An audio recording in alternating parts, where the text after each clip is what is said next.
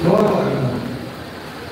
Ano naman, matapos na itong mga yung practices ng mga trapo talaga.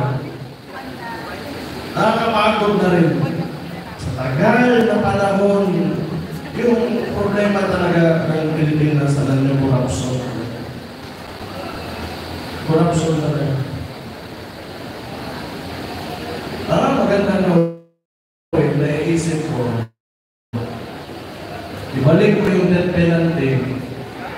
Isama mo yung corruption natin. Maringin natin kung may tatakbo ka dyan sa Congress at Senado na yan.